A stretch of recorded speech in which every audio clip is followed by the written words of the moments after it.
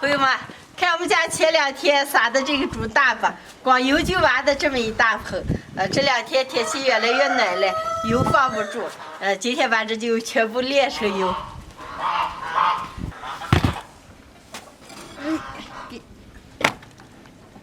猪肚子里面有2种油，一种是花油，一种是香油，2个分开炼。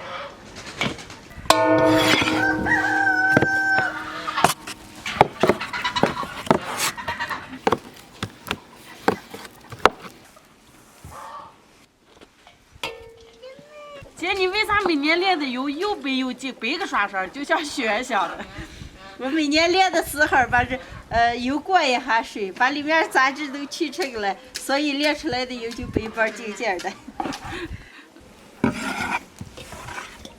切好了，开始炼猪油。走，把猪香油过一下水。哎。香油比较干净，稍微煮一下就捞出来。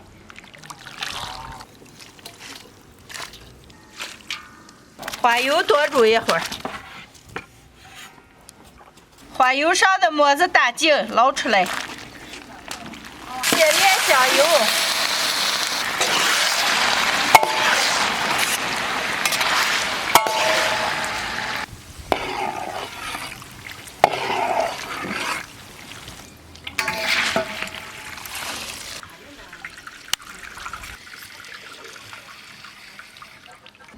把油全部炼出个，只剩这种油渣子就好了，捞出来。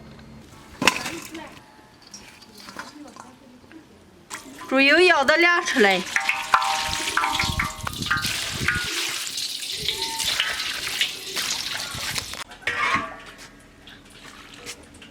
同样的方法炼花油。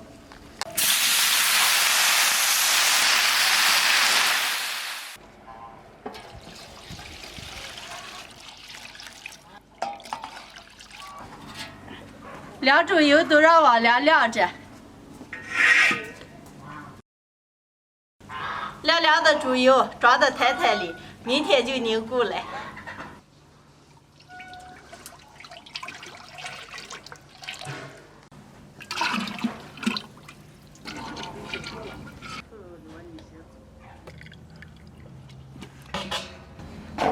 好嘞。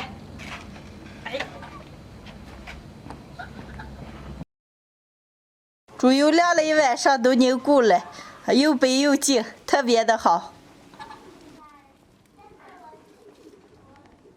今年是第3次炼猪油了，用水煮一下的这种方法，炼出来的猪油都是这种的。